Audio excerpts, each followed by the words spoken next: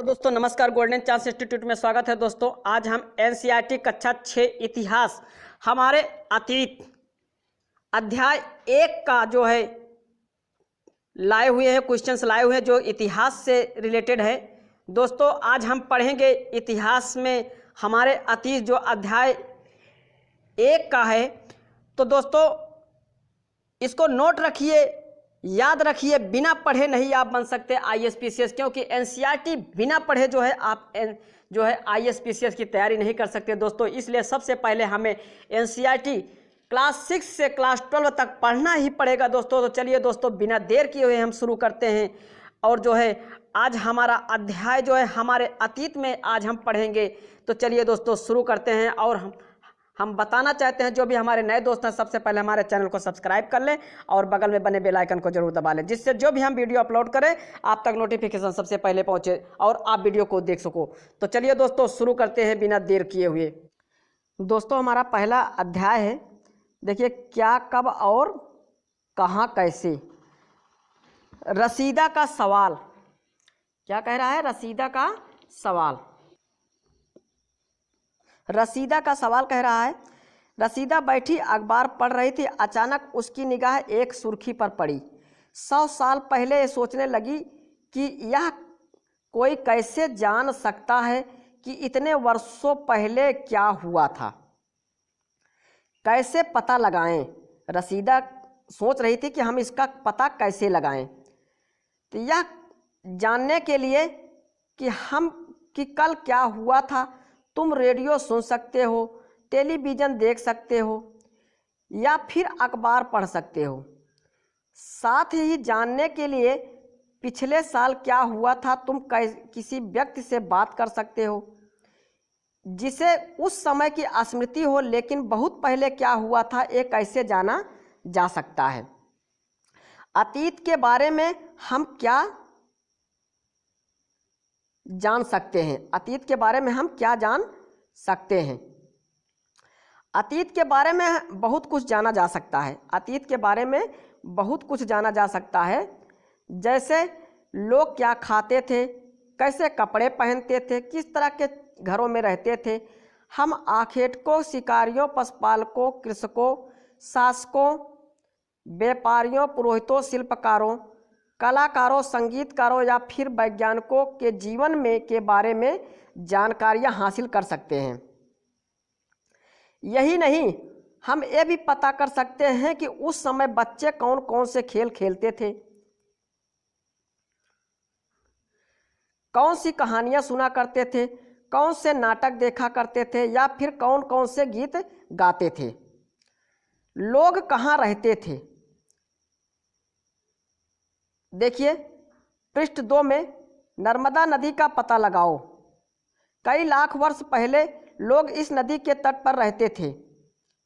आरंभिक लोगों में से कुछ कुशल संग्राहक थे, आसपास के जंगलों की विशाल संपदा से परिचित थे। अपने भोजन के लिए वे जड़ों, फलों तथा जंगल के अन्य उत्पादों का यहाँ से संग्रह किया करते थे। वे जानवरों का आखेट भी करते थे। जैसे देखिए कहा जा रहा है कि नर्मदा नदी का पता लगाओ। नर्मदा नदी का पता लगाओ। देखो नर्मदा नदी यहाँ पर है, नर्मदा नदी का यहाँ पता लगाओ। और उसके बाद देखते हैं, चलते हैं आगे की ओर। अब उत्तर पश्चिम की सुलेमान और किरधर पहाड़ियाँ का पता लगाओ। उत्तर पश्चिम में सुलेमान और किरधर पहाड़ी का पता लगाते हैं। देखिए यहाँ पर देखिए उत्तर पश्चिम, यहाँ सुलेमान किरधर पहाड़ी, यहाँ देखिए सुलेमान और किरधर पहाड़ियाँ यहाँ पर है, पता लगाना है। तो चलिए देखते हैं, अब आगे की ओर देखते हैं। इसी क्षेत्र में कुछ ऐसे स्थान हैं जहाँ लगभग 8000 वर्ष पूर्व स्त्री पुरुषों ने सबसे पहले गेहूं तथा जौ जैसी फसलों को उपजाना शुरू किया। इसी पर जो है किरधर पहाड़ी और सुलेमान पहाड़ियों पर जो है, किरधर पहाड़ी और सुलेमान पहाड़ी पर सबसे पहले गेहूं और जौ का जो है फसल उपजाना शुरू किया। अब देखिए, अब इसमें कहा गया है उन्होंने भेड़, बकरी और गाय, बैल जैसे पशुओं को पालतू बनाना शुरू किया। भेड़ बकरी और शुरू किया। लोग गांव में रहते थे। उत्तर पूर्व में गारो तथा मध्य में विंध्य पहाड़ियां का पता लगाओ।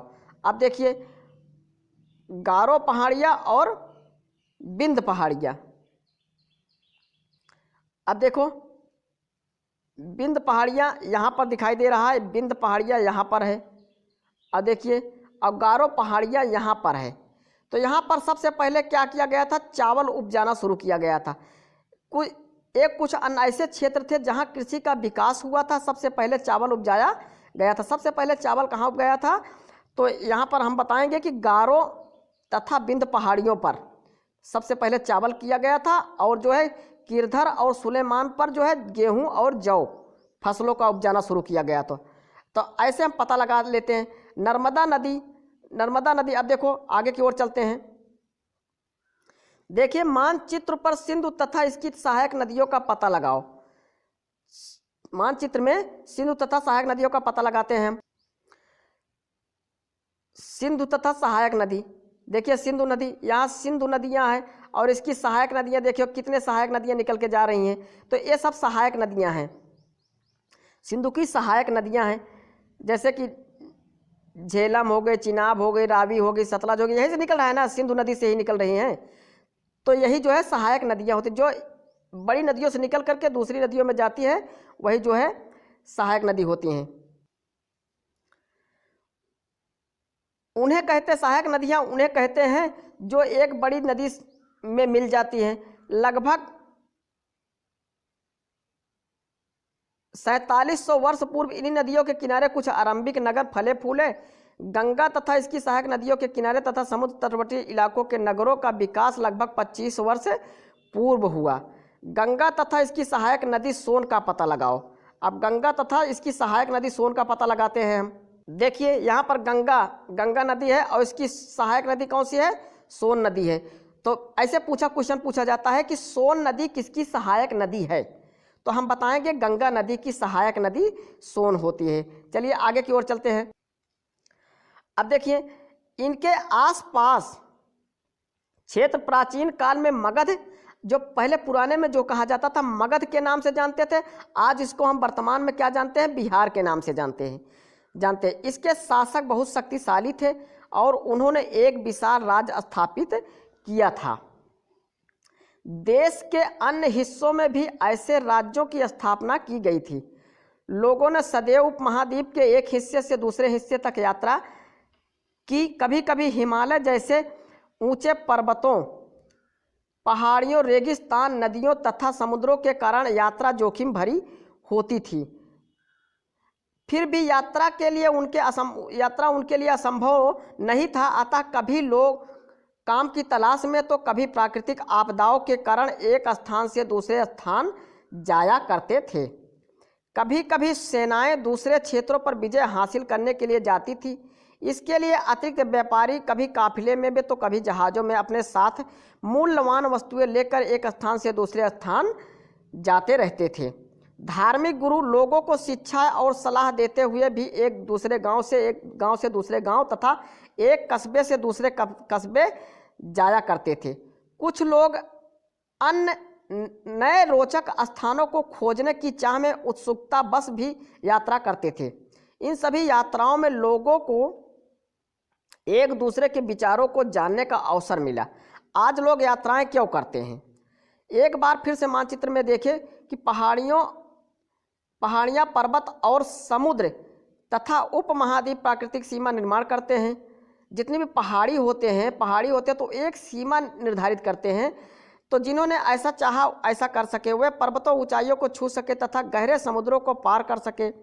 उपमहाद्वीपों के भर से कुछ लोग यहाँ आए और यहीं बस गए।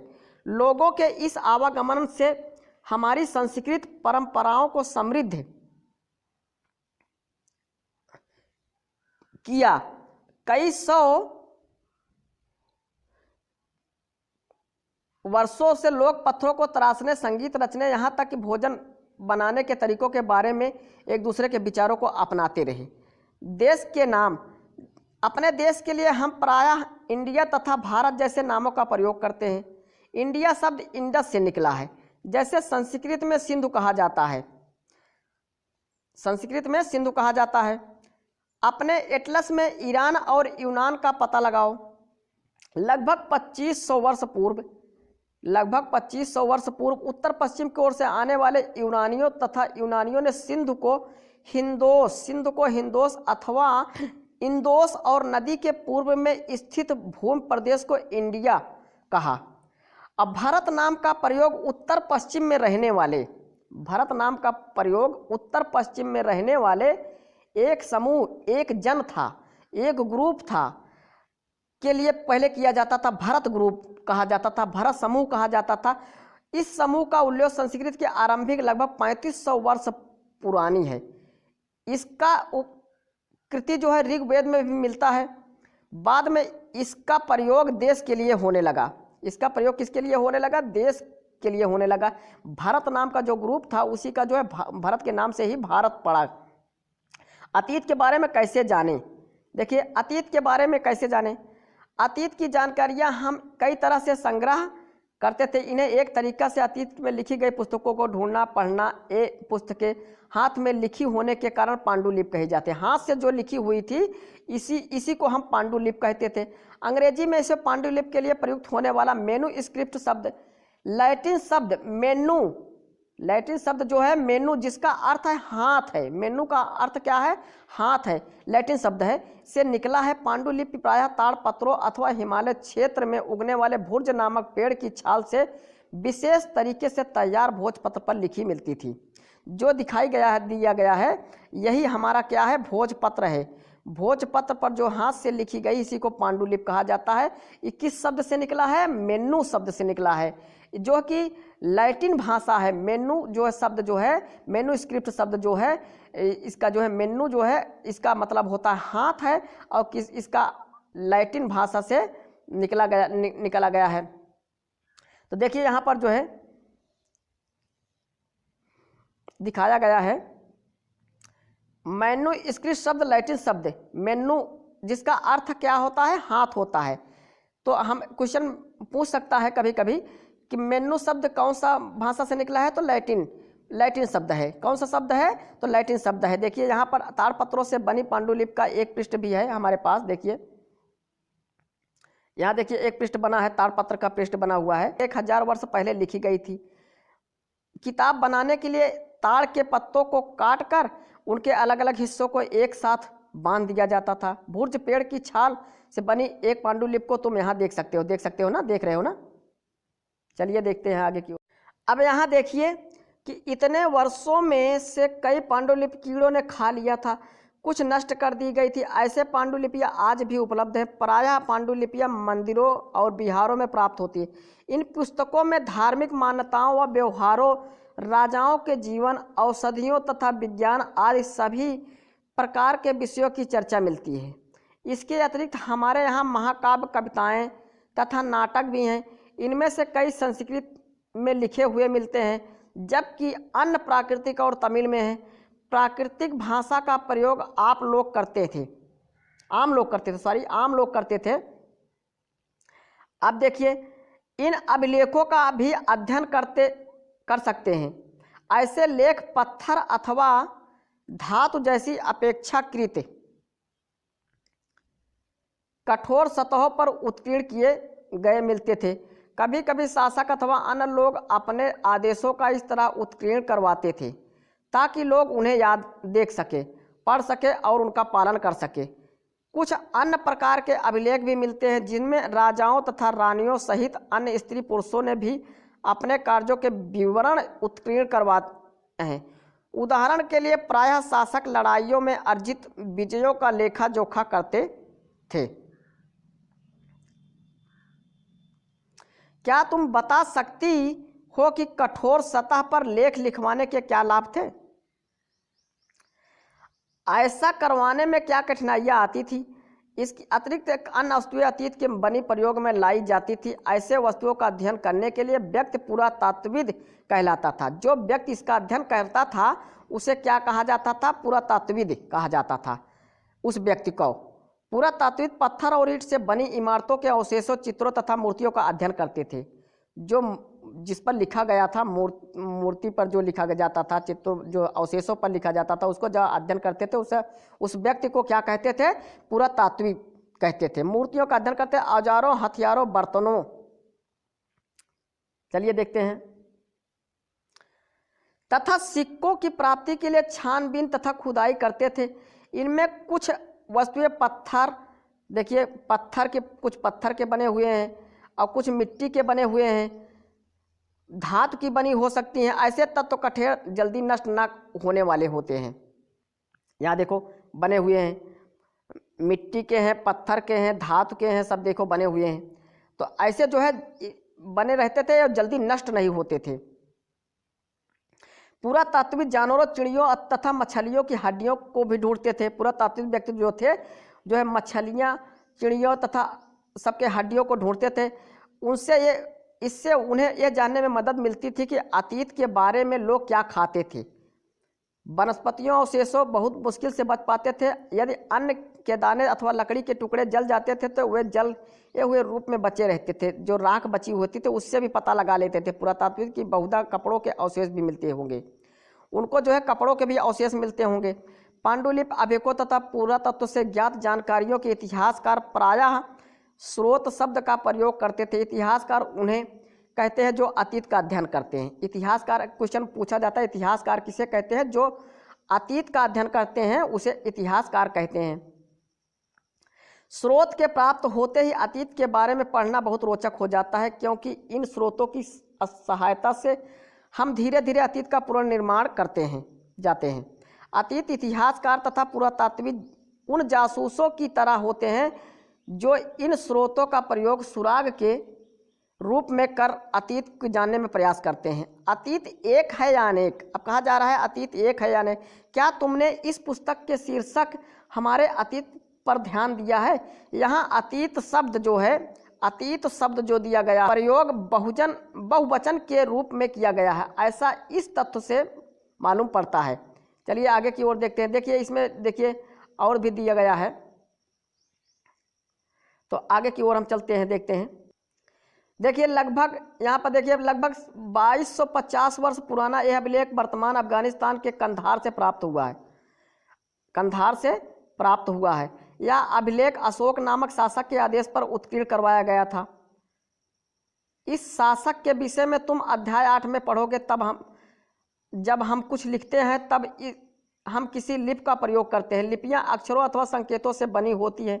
जब हम कुछ बोलते अथवा पढ़ते हैं तब हम एक भाषा का प्रयोग करते हैं। यह अभिलेख इस क्षेत्र में प्रयुक्त होने वाले यूनानी तथा अरामेइक नामक दो भिन्न लिपियां तथा भाषाओं में है। अब देखो इसके बारे में हम आगे और पढ़ेंगे की ओर ध्यान दिलाने के लिए किया गया है कि अलग अलग समूहों के लोगों के लिए इस अतीत के अलग अलग मायने थे। उदाहरण के लिए पशुपालकों अथवा कृषकों का जीवन राजाओं तथा रानियों के जीवन तथा व्यापारियों का जीवन शिल्पकारों के जीवन से बहुत भिन्न था। जैसा कि हम आज भी देखते हैं, उस समय भी देश के अलग अलग हिस्सों के लोग अलग अलग व्यवहारों अथवा रीति रिवाजों का पालन करते थे। उदाहरण के लिए आज अंडमान द्वीप के अधिकांश लोग अपना भोजन मछलियां पकड़कर, शिकार करके तथा फल फूल के संग्रह द्वारा प्राप्त करते हैं। इसके विपरीत शहर में रहने वाले लोग खाद्य आपूर्ति के लिए अन्य व्यक्ति पर निर्भर करते हैं। इस तरह के भेद अतीत में भी विद्यमान थे। कहाँ थे? अतीत में विद्यमान थे। इसके अतिरिक्त इन तरह का भेद उस समय शासक अपनी विजयों का लेखा जोखा रखते थे। यहाँ का कारण है कि हम उन शासकों तथा उनके द्वारा लड़ी जाने वाली लड़ाइयों के बारे में काफ़ी कुछ जानते हैं, जबकि शिकारों, मछुआरे, संग्राहक, कृषकों अथवा पशुपालक जैसे आम आदमी प्रायः अपने कार्यों का लेखा जोखा नहीं रखते थे। पुरातत्व की सहायता से हम ये जीवन को जानने में मदद मिलती है, हालांकि अभी इसके बारे में बहुत कुछ जानना शेष है। चलिए आगे की ओर देखते हैं। देखिए आगे हम बता रहे हैं इतिहास और तिथियां। इतिहास और तिथियां अंग्रेजी में बीसी, हिंदू में ईसा पूर्व। ईसा पूर्व का तात्पर्य बिफोर क्राइस्ट, ईसा पूर्व होता है। कभी कभी तुम तिथियों में से पहले एडी, क्या होता है? तिथियों से पहले एडी लिखा रहता है। हिंदी में ई लिखा पाती हो। ये इनोडोमनी नामक दो लैटिन शब्दों से बना होता है। ईडी जो लिखा होता है इसका क्या नाम है, फुल फॉर्म क्या है, इनोडोमनी नामक दो लैटिन भाषा शब्दों से बना हुआ है तथा इसका तात्पर्य है कि ईसा मसीह के जन्म के वर्ष से है। जन्म के ईडी का मतलब होता है वर्ष से है, और बीसी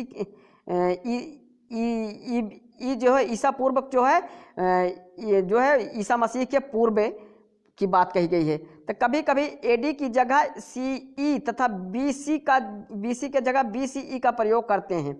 सी अक्षरों का प्रयोग कॉमन एरा तथा बीसी का प्रयोग बिफोर कॉमन एरा के लिए होता है। देखिए, कॉमन एरा के लिए होता है। हम इन शब्दों का प्रयोग इसलिए करते हैं क्योंकि विश्व के अधिकांश देशों में अब इस कैलेंडर का प्रयोग समान हो गया है। भारत में तिथियों के इस रूप का प्रयोग लगभग 200 वर्ष पूर्व आरंभ हुआ था। कभी कभी अंग्रेजी में बीसी अक्षरों का प्रयोग करते हैं तथा तात्पर्य बिफोर प्रोजेक्ट बीपी अक्षरों का प्रयोग करते हैं। बीपी अक्षरों का प्रयोग होता है जिसका अर्थ बिफोर प्रेजेंट वर्तमान से पहले है। पृष्ठ 3 पर दो तिथियां हैं, इसका पता लगाओ। इनके लिए तुम किस अक्षर समूह का प्रयोग करोगे। अब देखिए, अन्यत्र में है, जैसा कि हम पहले पढ़े कि अभिलेख कठोर सतहों पर उत्कीर्ण करवाए जाते हैं। इनमें से कई अभिलेख कई सौ वर्ष पूर्व लिखे गए थे। सभी अभिलेखों में लिपियां और भाषाओं का प्रयोग हुआ। समय के साथ साथ अभिलेखों में प्रयुक्त भाषाओं तथा लिपियों में बहुत बदलाव आ चुका है। विद्वान यह कैसे जान पाते हैं कि क्या लिखा था? इसका पता अज्ञात लिपि का अर्थ निकालने की एक प्रक्रिया द्वारा लगाया जाता है। देखिए, हम इस प्रकार के अज्ञात लिपि को जानने के लिए एक प्रसिद्ध कहानी उत्तरी अफ्रीका देश मिस्र से मिलती है। लगभग 5000 वर्ष पूर्व यहाँ राजा रानी रहते थे। अब देखिए, जो एक चित्र दिया गया है, इस चित्र से भी पता लगाया जा सकता था अतीत के बारे में कि इसका मतलब क्या हो। देखिए, यहाँ पर देखिए, इस चित्र का मतलब जो है, हम जो है यहाँ पर जो है अतीत के लोग जो है पी से निरूपित करते थे, पी से इसको जो है जानते थे। और इस चित्र को जो है, ऐसा अगर चित्र लिखा रहे तो इसको टी समझते थे, और ऐसा अगर बना रहे तो इसको ओ समझते थे, और शेर जहाँ बना रहता था जो है उसको हम यल मानते थे। और ऐसा देखिए, नाइफ की जैसा बना है तो यम मानते थे, और इसको आई मानते थे। और देखिए, यहाँ यस इसको मानते थे, के मानते थे, यल मानते थे, I O P A D T R A. इसी के बारे में ऐसे ही जहाँ भी चित्र बना रहता था तो उसको हम पता लगाते थे। पहले अतीत के बारे लोग जो है पता लगाते थे कि इसको जो है इस शब्द से हम जानते हैं। यह इस उसी अक्षर के हिसाब से पढ़ लेते थे। जब चित्र बना रहता था, जैसे लायन LION अगर चित्र बना है तो शेर बना है, यहाँ पर ऐसा बना है, आई बना है, और यहाँ ओ ऐसा बना है तो ओ मानते थे। और उसके बाद जो है यन बना रहता था तो उसको हम उसी से हिसाब से पढ़ लेते थे जो है कि ये क्या चीज़ है। अतीत के बारे में ऐसे ही पढ़ते थे। तो चलिए आगे देखते हैं। देखिए, मिस्र के उत्तरी तट पर रोसेट्टा नाम का एक कस्बा था। मिस्र के उत्तरी तट पर रोसेट्टा नाम का एक कस्बा था। यहाँ से एक ऐसा उत्कीर्णित पत्थर मिला जिस पर एक ही लेख 3 भिन्न भिन्न भाषाओं में लिपियों यूनानी तथा मिस्री लिपि के 2 प्रकारों में है। कुछ विद्वान यूनानी भाषा में पढ़ सकते थे। उन्होंने बताया कि यहाँ राजाओं तथा रानियों के नाम एक छोटे से फ्रेम में दिखाए गए हैं। इसे कारतूस कहा जाता है। जो छोटा सा फ्रेम दिखता था उसे क्या कहा जाता था? कारतूस। क्वेश्चन ये भी बन सकता है सर, जो राजा रानियों के नाम जो है छोटे से फ्रेम में दिखाए गए थे उसको क्या कहा जाता था? कारतूस कहा जाता था। क्या कहा जाता था? कारतूस कहा जाता था। इसके बाद विद्वानों ने इन यूनानी तथा मिस्री संकेतों को अलग अलग रखते हैं। यहाँ देखो, मिस्री अक्षरों की समानांतर ध्वनियों की पहचान की। जैसा कि तुम देख सकते हो, यहाँ यल अक्षर के लिए शेर तथा ए अक्षर के लिए चिड़िया के चित्र बने हैं। एक बार जब उन्होंने जान लिया कि विभिन्न अक्षर किसके लिए प्रयुक्त हुए हैं, तो ये आसानी से अन्य अभिलेखों को पढ़ सकते थे। जैसे हम आप भी जो है शेर अक्षर बना है तो इसके लिए किसको प्रयोग करते थे, यल का प्रयोग करते थे। तो ऐसे ही जो एक जो है चिड़ियों के लिए प्रयोग करते थे, तो ऐसे भी पढ़ सकते हैं हम। अब देखिए, कल्पना करो तुम इन्हें पुरातात्विक साक्षात्कार लेना है, इन 5 प्रश्नों के सही उत्तर दिए पुरातत्व में पूछना था। अब यहाँ पर कुछ क्वेश्चन बना दिया गया है, तो इसको आप जो है पढ़ लीजिएगा।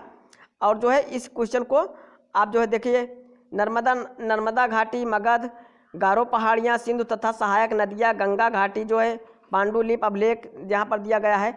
देखिए, कृषि का आरंभ 8000 वर्ष पूर्व हुआ था। कब हुआ था? 8000 वर्ष पूर्व हुआ था। यहाँ पर दिखाया गया है कृषि 8000। सिंधु सभ्यता के प्रथम नगर 4700 वर्ष पूर्व। क्वेश्चन ये बन सकते हैं, बहुत बढ़िया से बन सकते हैं। गंगा घाटी के नगर मगध का बड़ा राज्य लगभग 2500 वर्ष पूर्व। वर्तमान लगभग 2000 वर्ष पूर्व जो है। तो इसको जो है हम ऐसे ही याद कर लेंगे। और जो है दोस्तों, और हम जो है आपको अगले फिर सेकंड अध्याय में मिलेंगे, दूसरे अध्याय में मिलेंगे। दोस्तों, हमें उम्मीद है कि यह जो है आप लोग बहुत अच्छे तरीके से समझ में आया होगा। 1-2 बार पढ़ लीजिए तो इसमें से सारे क्वेश्चन जो है बन के तैयार हो जाएंगे दोस्तों। और जो है हम अगले अध्याय में आपसे फिर मिलेंगे। यदि आपको यह वीडियो अच्छी लगी हो दोस्तों, तो अपने दोस्तों के पास शेयर जरूर कर दीजिएगा। और जो भी हमारे नए दोस्त हैं, सबसे पहले हमारे चैनल को सब्सक्राइब कर लें और बगल में बने बेल आइकन को जरूर दबा लें, जिससे जो भी हम वीडियो अपलोड करें आप तक नोटिफिकेशन सबसे पहले पहुंचे और आप वीडियो को देख सको। चलिए दोस्तों, हम अगले वीडियो में फिर से मिलेंगे। तब तक के लिए नमस्कार।